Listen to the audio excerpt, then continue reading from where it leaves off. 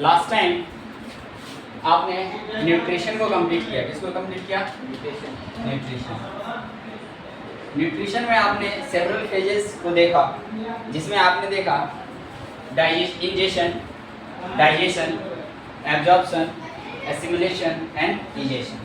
ठीक है, यहाँ तक समझने में आपको कोई परेशानी नहीं हुआ। इसमें आपने बिजली का फंक्शन देखा, स्मॉल इंटेस्टाइन और लीवर और पेनक्रियाज के सेक्रेशंस को समझा, कौन सा ग्लैंड कौन सा एंजाइम सेक्रीट करता है, म्यूकस को समझा, HCl का फंक्शन समझा, पेप्सिन को समझते हुए अब हम लोग कोशिश कर रहे हैं कि वहाँ तक जो फूड मटेरियल पहुँच गया है, जो न्यूट्रिएंट एब्जॉर्ब कर लिया गया है किसी ऑर्गन के द्वारा, उसमें से एनर्जी कैसे निकाला जाए।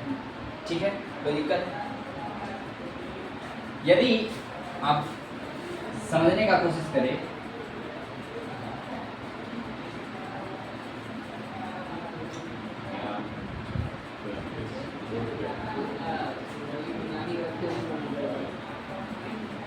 यदि आप इस डायग्राम से समझने की कोशिश करें तो यहाँ पर ये आपका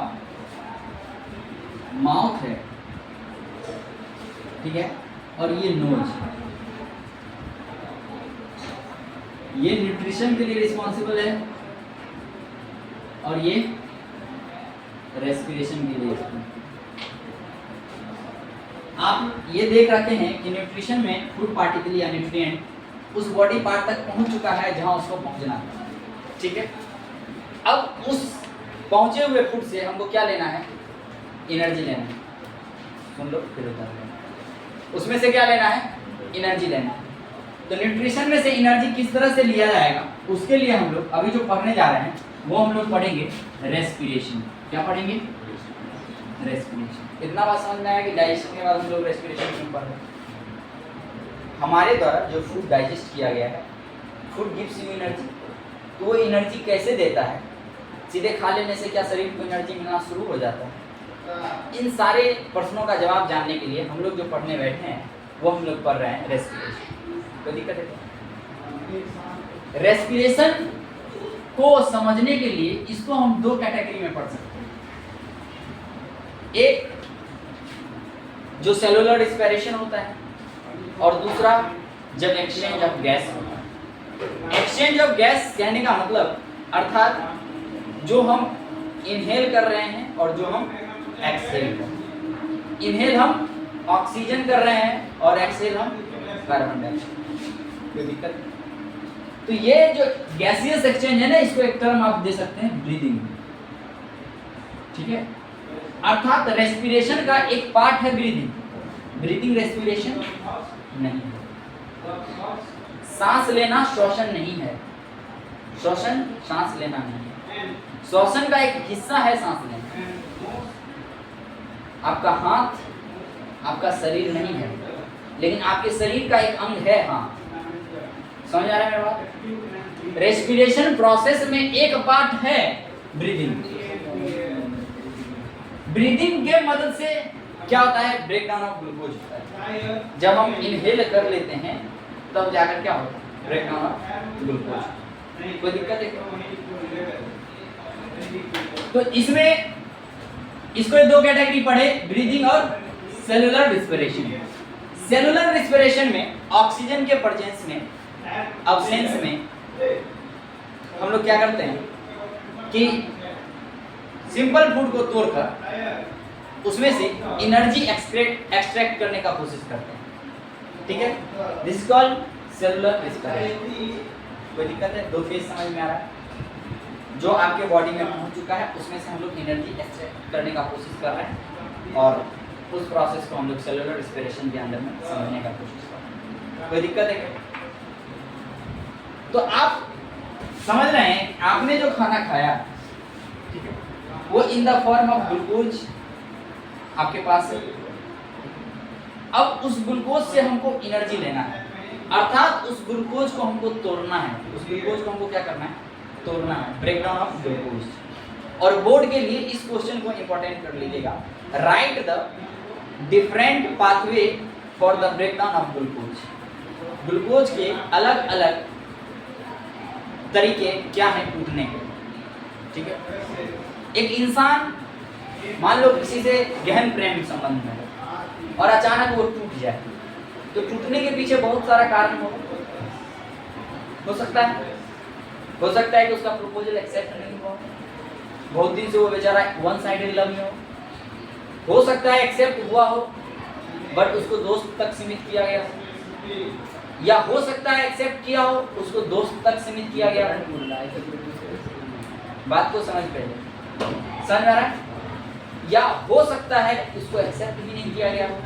3 केस बने, या तो एक्सेप्ट कर ले किसके तरफ एज ए पार्टनर, या एक्सेप्ट करे बट उसको दोस्त या भाई तक सीमित रख दे, और या तो एक्सेप्ट ही ना। तो यही कंडीशन संभव हम लोग यहाँ भी देखेंगे ग्लूकोज में।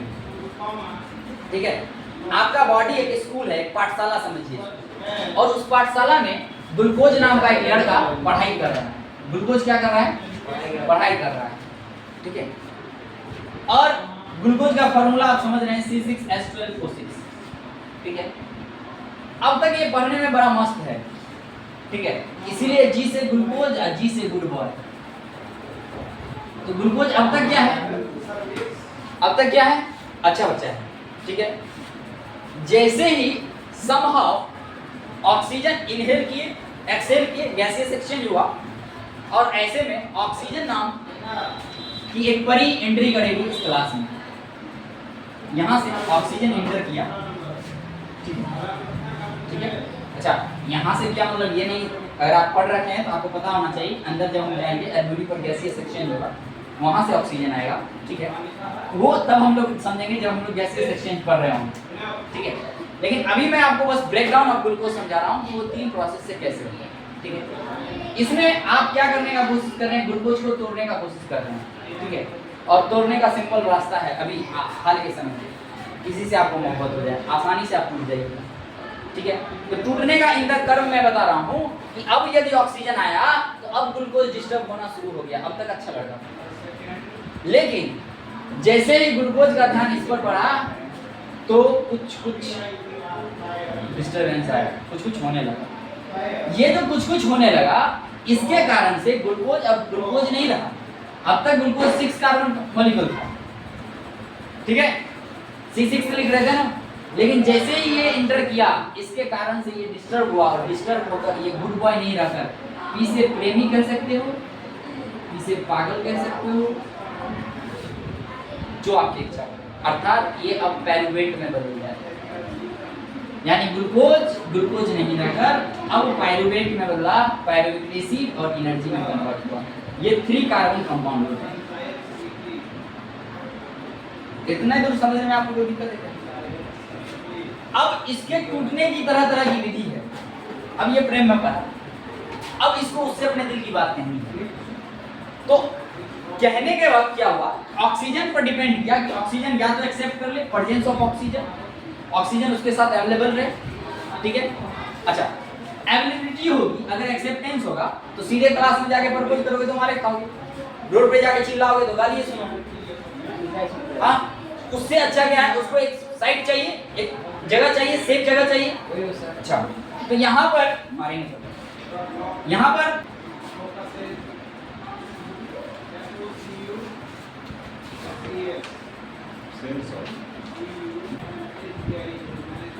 चलिए,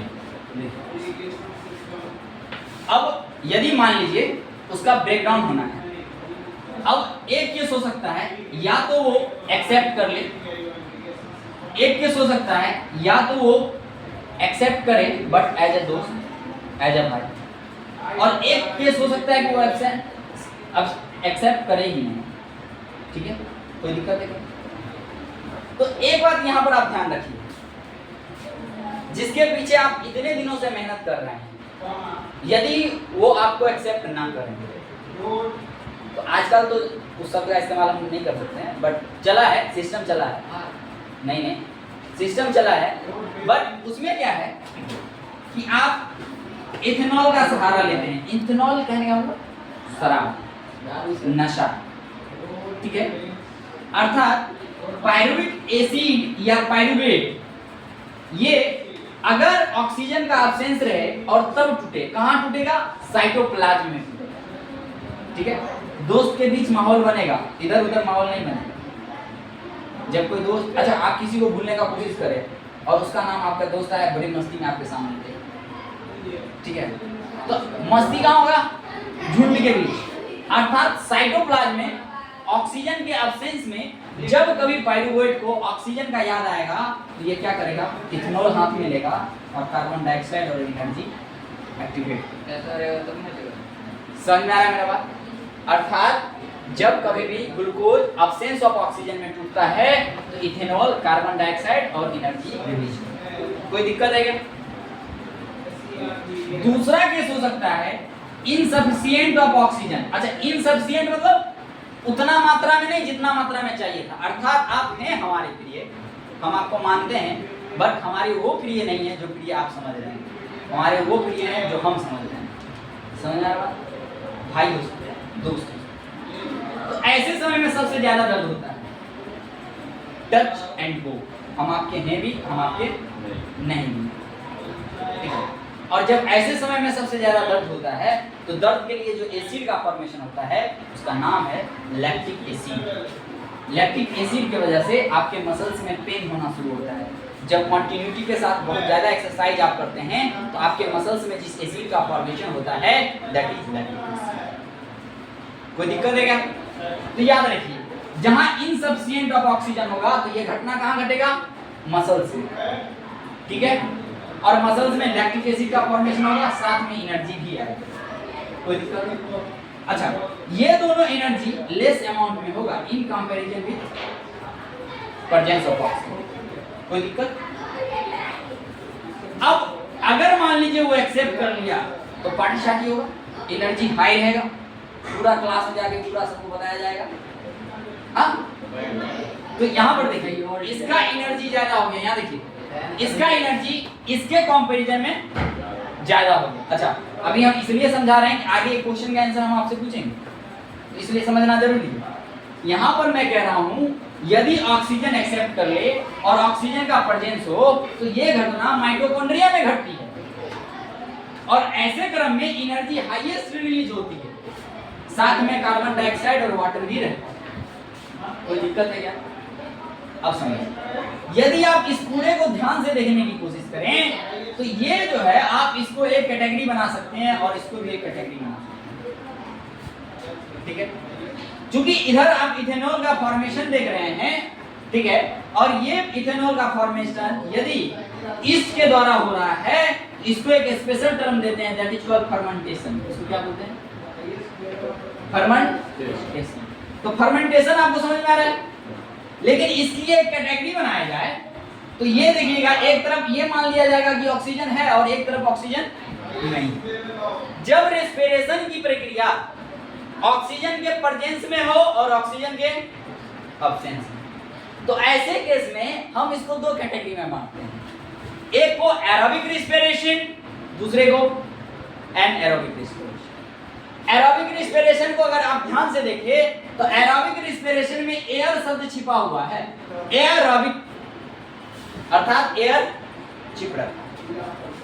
एनएरोबिक में देखिएगा तो एन शब्द से आप एन निकाल लीजिए, ये वाला एन, एन फॉर नेस्ट, तो यहाँ पर एन फॉर नॉट होता है। और एयर अर्थात जहां पर एयर की प्रेजेंस ना हो और रेस्पिरेशन की प्रक्रिया घटे, ब्रेक डाउन हो रहा हो, तब ये जाकर एनएरोबिक कहलाता है। कोई दिक्कत? तो कोई आपसे पूछे एरोबिक और एनारोबिक में क्या अंतर है, तो एनारोबिक में अंतर है ऑक्सीजन एब्सेंस होता है, ये प्रक्रिया साइटोप्लाज्म में घटती है और इसका and product alcohol and lactic acid होता है। इसमें जो एनर्जी रिलीज हो रहा है उसका अमाउंट कम होता है इन कंपैरिजन विद इसके। कोई दिक्कत है? और एरोबिक ऑक्सीजन के प्रेजेंस में घटता है, ये घटना माइटोकॉन्ड्रिया में घटती है और इसके साथ CO2 और H2O इसका एंड प्रोडक्ट होता है और इसकी जो एनर्जी रिलीज होती है इसके तुलना में इसकी ज्यादा होती है। कोई दिक्कत है? कोई परेशानी? एरोबिक ऑक्सीजन के प्रेजेंस में, एनारोबिक ऑक्सीजन के एब्सेंस में, दोनों। कल हम लोग ये देखेंगे कि गैसियस एक्सचेंज कैसे होता है, अर्थात ह्यूमन रिस्पिरेशन हम लेते हैं, ह्यूमन रिस्पिरेटरी ट्रैक्ट को देखते हुए हम लोग आगे बढ़े। कोई दिक्कत है क्या? इतना समझने में कोई दिक्कत है? बहुत बढ़िया है।